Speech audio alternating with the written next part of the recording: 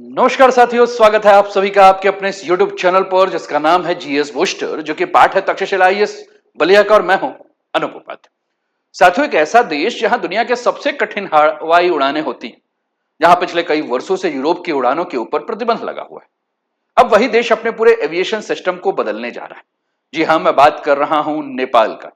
नेपाल सरकार ने 15 साल से लंबित एक बड़े सुधार की शुरुआत कर दी। अब civil aviation authority of Nepal यानी कि CAAN को दो अलग अलग संस्थाओं में बांटने का प्रस्ताव सामने आया है। सवाल यह है कि आखिर इसकी जरूरत क्यों पड़े? क्या नेपाल का एविएशन सिस्टम इतना कमजोर था? यूरोपियन यूनियन ने नेपाली एयरलाइंस पर प्रतिबंध क्यों लगा दिया? ICAO बार बार सुधार की सलाह क्यों दे रहा है? और इस पूरे बदलाव का भारत, पर्यटन, निवेश और दक्षिण एशिया के हवाई सुरक्षा के ऊपर क्या असर पड़ेगा? आज के इस वीडियो में हम इन सभी सवालों का जवाब अति सरल भाषा में आपके सामने लाएंगे और समझेंगे कि क्यों ये बहुत ज्यादा जरूरी है। साथियों, चैनल पर पहली बार हैं तो चैनल को सब्सक्राइब नहीं किया तो सब्सक्राइब कर दीजिए।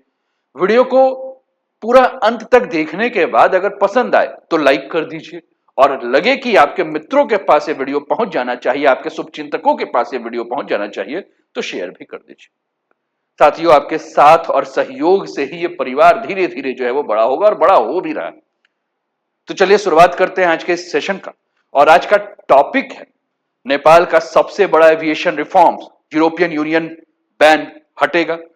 द काठमांडू पोस्ट ने कवर किया है Nepal civil aviation reforms bills up for public feedback.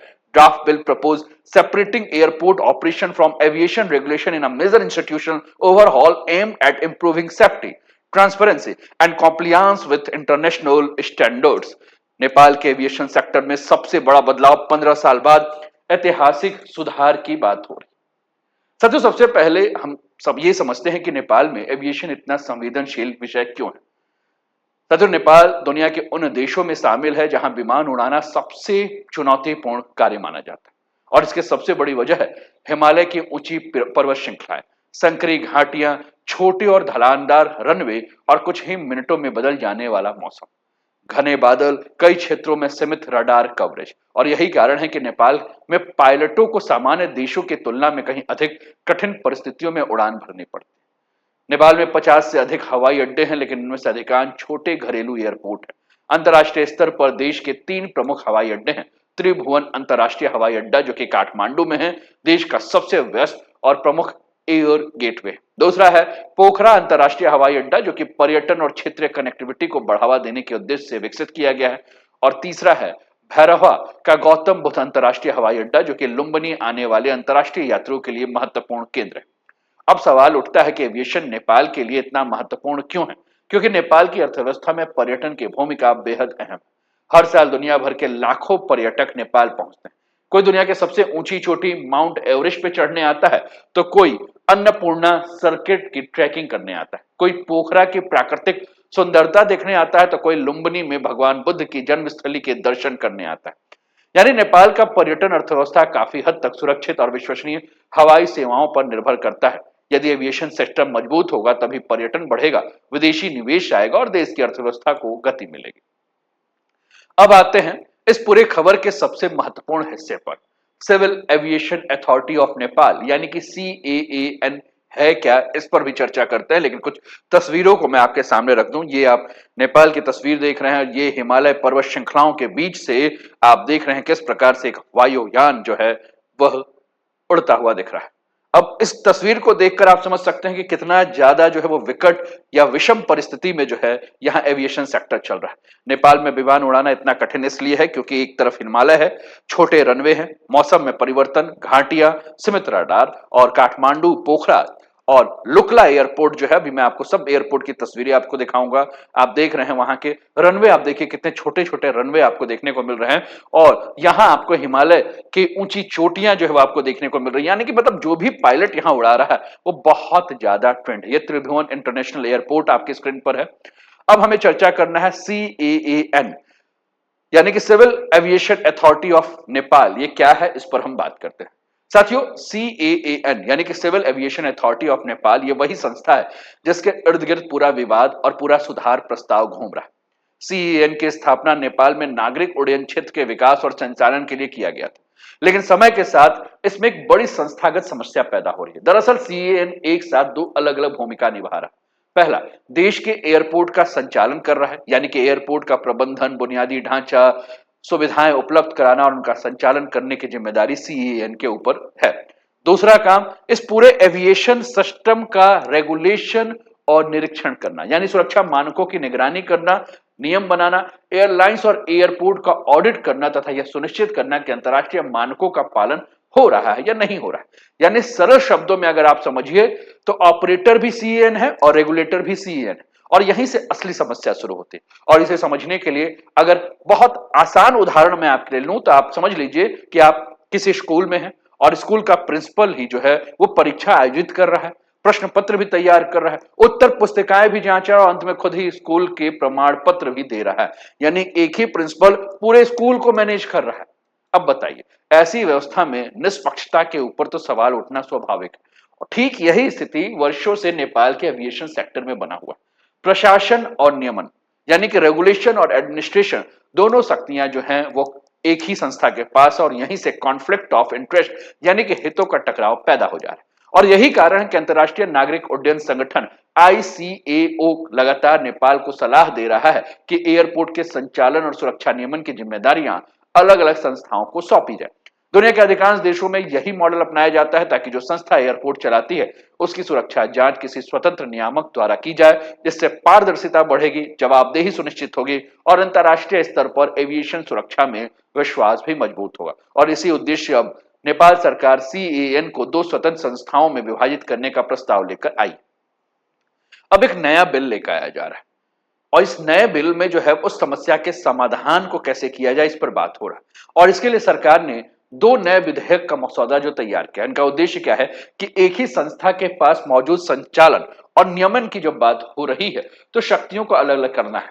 यानी अब सीएन को दो स्वतंत्र संस्थाओं में विभाजित करना है। पहली संस्था होगी वो होगी air service authority of Nepal, और ये पूरी तरह से ऑपरेशनल एजेंसी होगी और इसका मुख्य काम होगा कि देश में एविएशन का जो इंफ्रास्ट्रक्चर है उस इंफ्रास्ट्रक्चर का संचालन कैसे किया जाए और उसका विकास किया जाए। यानी कि देश के जो भी एविएशन सेक्टर है उन एविएशन सेक्टर यानी कि जो भी एयरपोर्ट है उनको प्रबंध कैसे करना, उनका संचालन कैसे करना है, उनका एयर ट्रैफिक कंट्रोल सेवाओं को किस प्रकार से मैनेज करना है, एयर नेविगेशन सर्विस को जो है वो कैसे मैनेजमेंट करना है, यानी कि विमानों को कैसे सुरक्षित मार्गदर्शन की व्यवस्था करना है। साथियों, नए एयरपोर्ट का अगर निर्माण करना है तो कैसे करना है, रनवे कैसे बनाना है, टर्मिनल कैसे होगा, है ना, बेसिक इंफ्रास्ट्रक्चर ढांचा कैसे विकास किया जाएगा, आधुनिक तकनीक का कैसे उपयोग किया जाएगा, डिजिटलाइजेशन कैसे किया जाएगा, पर्यावरण अनुकूल ग्रीन एयरपोर्ट कैसे विकसित किया जाएगा, यात्रियों को बेहतर सुरक्षा और सेवाएं कैसे उपलब्ध कराई जाएगी। यानी कि कुल मिलाकर यह संस्था पूरी तरह से संचालन और विकास के ऊपर ध्यान देगी। दूसरी संस्था होगी वो होगी civil aviation authority of Nepal. नाम भले ही पहले जैसा आपको लग रहा होगा लेकिन इसकी भूमिका पूरी तरह से बदल जाएगी। यह एक स्वतंत्र नियामक यानी कि इंडिपेंडेंट रेगुलेटर के रूप में काम करेगी। यह एयरलाइनों को लाइसेंस जारी करेगी, पायलट, इंजीनियर्स या अन्य एविएशन कर्मियों को प्रमाण देगी, एयरलाइन और एयरपोर्ट का ऑडिट करेगी टाइम टाइम पर, सुरक्षा जो भी मानक है उन सभी का निरीक्षण और अनुपालन करेगी। साथ में जो है वो विमान के दुर्घटना और सुरक्षा संबंधी घटनाओं की जांच करेगी और नियमों का उल्लंघन होने पर चेतावनी, जुर्माना और आवश्यकता पड़ने पर लाइसेंस रद्द करने का भी काम कर सकता है। यानी तस्वीर पूरी तरह से बदल जाएगी। जो संस्था एयरपोर्ट चलाएगी वही सुरक्षा जांच नहीं करेगी, यानी कि ऑपरेटर अलग हो जाएगा और रेगुलेटर जो है वो अलग हो जाएगा। और यही मॉडल आज दुनिया के अधिकांश देशों में अपनाया गया है। इससे कि कॉन्फ्लिक्ट ऑफ इंटरेस्ट यानी कि हितों का टकराव समाप्त होगा और पारदर्शिता बढ़ेगी, जवाबदेही तय होगी और एविएशन सुरक्षा प्रणाली अधिक विश्वसनीय होगी। और यही कारण है कि नेपाल इस सुधार को अपने नागरिक उड्डयन क्षेत्र का सबसे बड़ा संस्थागत बदलाव मान रहा है। साथियों, ध्यान देने वाली बात यह है कि यह कानून अभी लागू नहीं हुआ है। नेपाल सरकार ने दोनों विधेयकों का मसौदा सार्वजनिक किया है और नागरिक को विमानन विशेषज्ञों और संबंधित हितधारकों से कहा है कि आपके पास अगर कोई सुझाव है तो इस सुझाव को हमको दीजिए और इन सुझावों पर विचार करने के बाद विधेयक को संसद में प्रस्तुत किया जाएगा। इसलिए फिलहाल यह सुधार प्रस्तावित चरण में है, लेकिन यदि संसद में इसे मंजूरी मिलती है तो नेपाल के एविएशन सेक्टर का सबसे बड़ा संस्थागत सुधार यानी कि इंस्टीट्यूशनल रिफॉर्म इसे माना जाएगा। अब यहां सबसे महत्वपूर्ण एक संस्था का नाम आया जिसे कि हम आईसीएओ कहते हैं। आईसीएओ यानी कि इंटरनेशनल सिविल एविएशन ऑर्गेनाइजेशन। आपके दिमाग में आएगा कि ये आईसीएओ है क्या और ये किस प्रकार से जो है वो काम करता है। तो हमने अभी नेपाल का नया एविएशन बिल के ऊपर आपको बात किया, हमने सीएन के बारे में यानी कि civil aviation authority of Nepal, और हमने बताया कैसे दो पार्ट्स में जो है वह बढ़ जाएंगे और कैसे ये काम करेंगे। साथियों, अभी हम बात कर रहे हैं इंटरनेशनल सिविल एविएशन ऑर्गेनाइजेशन यानी कि आईसीएओ के बारे में। और आईसीएओ क्या है इस पर हम बात करेंगे और साथ में हम ये भी चर्चा करेंगे कि नेपाल के लिए ये क्या मतलब किस प्रकार से सुधार से संबंध है। साथियों, ये संयुक्त राष्ट्र का एक विशेष एजेंसी है जिसकी स्थापना 1944 में शिकागो कन्वेंशन के तहत हुआ था। इसका मुख्यालय मॉन्ट्रियल कनाडा में स्थित है। सरल भाषा में समझे तो आईसीएओ दुनिया के नागरिक उड्डयन क्षेत्र का वैश्विक मानक निर्धारक यानी कि ग्लोबल स्टैंडर्ड सेटर है। जैसे स्वास्थ्य के क्षेत्र में डब्ल्यूएचओ काम करता है, समुद्री परिवहन में आईएमओ काम करता है, वैसे अंतर्राष्ट्रीय विमानन के क्षेत्र में आईसीएओ की भूमिका होती है। आईसीओ स्वयं एयरपोर्ट नहीं चलाता है, ना ही एयरलाइंस को संचालित करता है। इसका मुख्य काम है दुनिया के सभी देशों के लिए एक ऐसा साझा मानक और नियम बनाए जिससे अंतर्राष्ट्रीय हवाई यात्रा सुरक्षित, व्यवस्थित और विश्वसनीय बने रहे। यानी कि कुल मिलाकर ये निर्धारित करता है कि पायलटों का जो प्रशिक्षण है या उसके लाइसेंस जो है उनका मानक क्या होगा, एयर ट्रैफिक कंट्रोल कैसे संचालित होगा, एयरपोर्ट की सुरक्षा, रनवे संचालन के नियम क्या होंगे, इन सारे बातों के ऊपर जो है ये ध्यान रखता है। इसका उद्देश्य विभिन्न देशों का universal safety oversight audit programme के तहत सुरक्षा का ऑडिट करना है। यानी कि किसी देश की एविएशन व्यवस्था इन मानकों पर खरी नहीं उतरी तो उसके अंतर्राष्ट्रीय साख प्रभावित होते हैं, विदेशी एयरलाइंस और निवेशक का भरोसा कम हो सकता है, बीमा लागत बढ़ सकती है और कई बार दूसरे देशों पर अतिरिक्त प्रतिबंध भी लगाने लगते हैं। और नेपाल में भी यही हुआ है कि नेपाल पर यूरोपियन यूनियन के द्वारा प्रतिबंध लगा दिया गया है पिछले 15 सालों से। साथियों, आईसीएओ लगभग 2010 से ही नेपाल को लगातार यह सलाह दे रहा है कि एयरपोर्ट संचालन सुरक्षा नियमन की जिम्मेदारी को अलग अलग संस्थाओं को सौंपा जाए, लेकिन राजनीतिक अस्थिरता, सरकारों के बार बार बदलने, प्रशासनिक कारणों से यह 15 वर्षों से लंबित है। साथ ही आईसीएओ समय समय पर universal safety oversight audit programme के माध्यम से सदस्य देशों के एविएशन सुरक्षा व्यवस्था का मूल्यांकन भी करता है। इन ऑडिट रिपोर्टों के आधार पर यह देखा जाता है कि कोई देश अंतर्राष्ट्रीय सुरक्षा मानकों को कितने प्रभावी ढंग से अपने यहां लागू कर रहा है। नेपाल में प्रस्तावित ये सुधार लंबे समय से चल रही है और आईसीएओ के लंबे से चली आ रही प्रमुख सिफारिशों में से एक है। अब प्रश्न यह है कि यूरोपियन यूनियन ने पिछले 15 वर्षों से नेपाल के एयरलाइंस पर क्यों प्रतिबंध लगाया हुआ है, European union air safety list में क्यों नेपाल के एयरलाइंस को डाल दिया गया है, यह भी जानना जरूरी है। साथियों, इसका जवाब हमें ढूंढने के लिए आज से 13 साल पहले चलना हो। आज से 13 साल पहले यानी कि 2013 में यूरोपियन यूनियन ने नेपाल के सभी प्रमाणित एयरलाइंस को अपने European union air safety list में शामिल कर रखा था। इस सूची में शामिल होने का अर्थ है कि नेपाल के एयरलाइंस यूरोपीय संघ के देशों में व्यावसायिक उड़ानें संचालित नहीं कर सकते। लेकिन यह प्रतिबंध किसी एक विमान दुर्घटना की वजह से नहीं लग रहा, इसके पीछे कई वर्षों से चली आ रही संस्थागत और सुरक्षा की कमियां थी। जैसे कि मुख्य कारणों में अगर हम बात करें तो एविएशन सुरक्षा व्यवस्था में कमजोरी, रेगुलेटर की पर्याप्त स्वतंत्रता का अभाव, सुरक्षा का निरीक्षण ऑडिट प्रणाली में कमी और साथ में ऑपरेटर और रेगुलेटर एक ही संस्था यानी कि सीएएन के अधीन होना जो है वो माना गया। यूरोपीय संघ का मानना था कि जब एक ही संस्था एयरपोर्ट को चलाएगी, वही सुरक्षा जांच करेगी, तो निष्पक्ष निगरानी कहां से कर पाएगी। यानी कि चोर भी वही होगा और पुलिस भी वही होगा, तो कैसे चोर पुलिस को पकड़ेगा। मेरी बात समझ में रहे। तो इस प्रतिबंध का असर केवल एविएशन सेक्टर तक जो है वो सीमित नहीं रहा। इस प्रतिबंध का जो असर है, इस असर को अगर हम बात करें तो ये असर जो है हमें कहां तक देखने को मिला, इससे नेपाल की अंतर्राष्ट्रीय छवि जो है वो प्रभावित हो गई। विदेशी यात्रियों और निवेशकों का भरोसा कमजोर हो गया। पर्यटन उद्योग पर इसका असर देखने को मिला।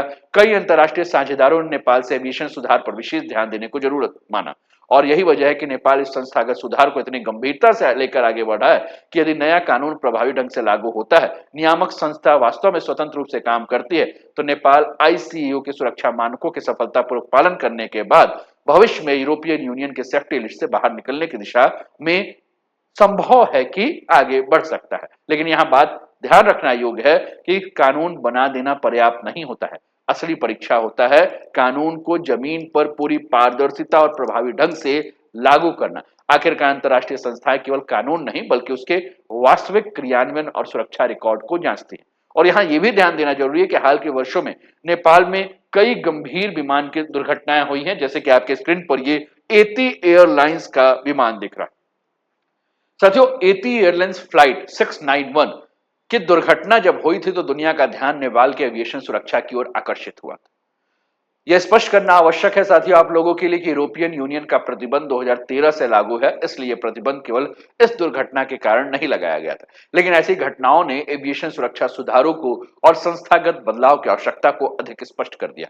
इसके साथ एक और महत्वपूर्ण बात यह भी है कि दुनिया के कई देशों में विमान दुर्घटनाओं की जांच एक स्वतंत्र एक्सीडेंट इन्वेस्टिगेशन बोर्ड द्वारा की जाती है, ताकि जांच पूरी तरह से निष्पक्ष हो सके। और भविष्य में नेपाल भी ऐसी व्यवस्था को अधिक स्वतंत्र और मजबूत बनाने की चर्चा जो है वो कर रहा है। अब अगर नेपाल में ये सब हो रहा है तो भारत पर इसका क्या असर पड़ेगा, इसे भी जानना हमें जरूरी है। यूरोपियन यूनियन ने प्रतिबंध क्यों लगाया, इस पर हमारी चर्चा हो गई। भारत और नेपाल की सीमाएं साझा हैं, लगभग 1850 किलोमीटर की एक लंबी सीमा है, और क्या असर पड़ेगा इस पर भी हम बात करें। तो भारत और नेपाल के संबंध केवल पड़ोसी देश जैसे नहीं, बल्कि दोनों के बीच में जो है वो सामाजिक, सांस्कृतिक और आर्थिक संबंध। दोनों देशों के बीच ओपन बॉर्डर व्यवस्था है, जिसके कारण लोगों का आवागमन अपेक्षाकृत आसान है। हर साल लाखों भारतीय नेपाल पर्यटन, धार्मिक यात्रा, व्यापार, शिक्षा और पारिवारिक कारणों से जाते हैं, और यही वजह है कि नेपाल के लिए एविएशन सेक्टर में होना कोई बड़ा सुधार भारत के लिए महत्वपूर्ण बन जाएगा। यदि नेपाल के हवाई सुरक्षा अंतर्राष्ट्रीय मानकों के अनुरूप मजबूत होगा तो सबसे पहले भारतीय यात्रियों का ही विश्वास बढ़ेगा, क्योंकि सबसे ज्यादा भारतीय यात्री ही नेपाल घूमने जाते हैं। पिछले साल मई, इसी साल, पिछले साल नहीं, इसी साल मई और जून का अगर आप डाटा देखेंगे तो आपको दिखेगा कि सबसे ज्यादा भारतीय पर्यटक पोखरा, काठमांडू, लुम्बिनी जैसे जगहों पे घूमने को गए हैं। यानी कि अगर होगा तो बनारस टू काठमांडू, दिल्ली टू काठमांडू की जो फ्लाइट्स हैं उसकी संख्या बढ़ेगी। सुरक्षित और विश्वसनीय हवाई सेवाएं अधिक पर्यटकों को आकर्षित करेगी और दोनों देशों के बीच हवाई संपर्क और ज्यादा मजबूत होगा। भविष्य में नए एयरलाइन सेवाएं, नए रूट शुरू करने की संभावना बढ़ सकती है, विशेषकर भारत के उन शहरों से जहां से नेपाल के लिए पर्यटन और धार्मिक यात्रा की मांग अच्छी। इसका सीधा लाभ बौद्ध सर्किट को मिलेगा। बौद्ध सर्किट की अगर हम बात कर रहे हैं साथियों, तो भगवान बुद्ध का जन्म यानी कि लुम्बिनी, उसके बाद भगवान बुद्ध से जुड़े हुए जो भी स्थान है, चाहे हम बोध गया की बात करें, सारनाथ की बात करें, कुशीनगर की बात करें, तो एक पूरा का पूरा पर्यटन सर्किट जो है वो बन जाएगा। इसी प्रकार रामायण सर्किट यानी कि अयोध्या, जनकपुर, इनका भी एक पर्यटन सर्किट को जो है वो क्या होगा कि कुल मिलाकर जो है फायदा मिलेगा। इसके अलावा काठमांडू, पोखरा, लुम्बिनी और जनकपुर जैसे प्रमुख पर्यटन और धार्मिक केंद्र जो है, उनसे जब हवाई संपर्क मजबूत होगा तो देश की अर्थव्यवस्था भी जो है मजबूत होगी। और ये सुधार केवल भारत और नेपाल के लिए नहीं, यदि नेपाल का एविएशन सेक्टर अधिक सुरक्षित और आधुनिक बनता है तो बांग्लादेश, भूटान, इंडिया नेपाल कनेक्टिविटी, जिसको कि BBIN कहा जाता है, वो भी जो है वो और ज्यादा मजबूत होगा। रीजनल एयर कनेक्टिविटी बढ़ेगी तो दक्षिण एशिया में पर्यटन जो है वो बढ़ सकता है। दीर्घकाल में यह नेपाल को स्वयं सुरक्षित और विश्वसनीय एविएशन नेटवर्क के रूप में स्थापित करेगा। तो भारत के उत्तर प्रदेश, बिहार, पश्चिम बंगाल, सिक्किम और पूर्वोत्तर राज्य का भी व्यापार, पर्यटन और क्षेत्रीय संपर्क के माध्यम से अप्रत्यक्ष लाभ होगा। यानी नेपाल का यह सुधार केवल नेपाल की कहानी नहीं होगी, बल्कि पूरे दक्षिण एशिया के क्षेत्रीय कनेक्टिविटी और आर्थिक सहयोग को मजबूत करने की दिशा में एक महत्वपूर्ण कदम माना जाएगा। उम्मीद कर रहा हूं कि आप मेरी सारी बातों को अच्छे से समझ रहे होंगे। अगर आप देखेंगे तो आप देखिए यहां आपको महेंद्र नगर, यहां नेपालगंज, यहां भैरवा, यहां जनकपुर, जो कि प्रपोज एंट्री रूट बना हुआ है। एग्जिस्टिंग की अगर हम बात करें तो पूरा का पूरा रूट बना हुआ है, जिसपे की बात हो रही है कि इसको एविएशन के सेक्टर में जो है वो लाया जाए। साथियों, आपके स्क्रीन पर ये लुकला एयरपोर्ट देखने को मिल रहा है। आप देखिए इस एयरपोर्ट का, और ये रनवे का साइज देखिए साथियों कितना छोटा है, और यहां आपको हिमालय की श्रृंखला दिख रही। लुकला एयरपोर्ट जो है वो गेटवे है माउंट एवरेस्ट का, समझ रहे हैं। तो कुल मिलाकर ये केवल एक सरकारी विभाग के पुनर्गठन की कहानी नहीं होगी जिस मुद्दे पर हम चर्चा की है अभी। ये नेपाल के पूरे एविएशन गवर्नेंस मॉडल को बदलने की कोशिश होगी, और यदि सुधार सफलतापूर्वक लागू होता है तो नेपाल की हवाई सुरक्षा मजबूत होगी, अंतर्राष्ट्रीय संस्थाओं का भरोसा बढ़ेगा, पर्यटन और निवेश को नई गति मिलेगी, और भविष्य में European union air safety elite से बाहर निकलने की दिशा में एक महत्वपूर्ण प्रगति भी संभव हो सकती है। लेकिन याद रखिए, कानून बनाना पहला कदम है, असली चुनौती उसका प्रभावी इम्प्लीमेंटेशन, क्रियान्वयन करना है। आने वाले वर्षों में यही तय करेगा कि नेपाल इस ऐतिहासिक सुधार को कितनी सफलता के साथ लागू कर पाता है। उम्मीद कर रहा हूं कि वीडियो को बहुत ध्यान से आपने यहां तक तो सुन ही लिया होगा। तो सुन लिया होगा तो आप बताइए कि यह विश्लेषण आपको पसंद आया? आया तो लाइक का बटन दबेगा, थम्स अप होगा, शेयर होगा, और सब्सक्राइब अगर नहीं किया है तो क्या सब्सक्राइब होगा? जवाब आप देंगे, कमेंट आप करके बताएंगे। और साथियों, अगर आप सब्सक्राइब कर देते हैं तो ऐसे ही गहन करंट इशू, इंटरनेशनल रिलेशंस के मुद्दों पे हम आप मिलकर चर्चा करेंगे। मैं बोलूंगा और आप लिखकर अपने विचारों को देंगे। और एक बात और है साथियों, मेरे कई नेपाल के साथी ये बात कहते हैं कि आपको नेपाल का ही टॉपिक क्यों मिलता है, आप नेपाल पर ही क्यों नहीं। साथियों, अगर आप बहुत अंत तक वीडियो को देखकर आ रहे होंगे तो आप ये ध्यान दे रहे होंगे कि मैं नेपाल के खिलाफ नहीं बोलता हूं, मैं किसी देश के खिलाफ नहीं बोलता। जो भी फैक्ट है उसी फैक्ट को बहुत आसान भाषा में आपके सामने रख देता हूं, और बहुत ध्यान देंगे तो मैं उससे भविष्य के राह के ऊपर बताता हूं कि अगर ये समस्या है तो इस समस्या का समाधान कैसे निकलेगा, इस समस्या पे कैसे काम करना है। और अगर इंसान को या किसी भी व्यक्ति को अपनी कमियों के बारे में पता चले और वो सामने वाले पर गुस्सा हो जाए कि भाई तुम मेरी कमियों को क्यों बता रहे हो, तो आप समझिए कि जिस दिन आपके अंदर ये गुण आ जाएगा कि आप अपनी कमियों को सुनना नहीं चाहते, उस दिन दुनिया के सबसे घटिया इंसान आप बन जाएंगे, क्योंकि आपका ग्रोथ रुक जाएगा। तो जो भी व्यक्ति अपनी कमियों को नहीं सुन रहा है, जैसे नेपाल के कई साथी कह रहे हैं कि इंडिया के बारे में कि इंडिया गरीब देश, जो भी है आपसे बहुत आगे है। इस चीज को समझिए, सच्चाई मानिए, ठीक है, लेकिन जो सच्चाई है उसको भी तो मानिए। इंडिया गरीब नहीं, इंडिया वर्ल्ड के टॉप 5 हाईएस्ट जीडीपी वाली कंट्री। इंडिया की इकोनॉमी ट्रिलियंस में चल रही है, आप बिलियंस का सपना देख रहे हैं, हम ट्रिलियंस में ऊपर चल रहे हैं। हमारी आपकी तुलना क्यों आप कर रहे हैं? जो चीज नहीं करना चाहिए उस पर क्यों आप दिमाग लगा रहे हैं? अच्छा बनिए, अच्छा कीजिए, अच्छा रहेगा। उम्मीद करता हूं कि आपको बातें समझ में आ रही हो।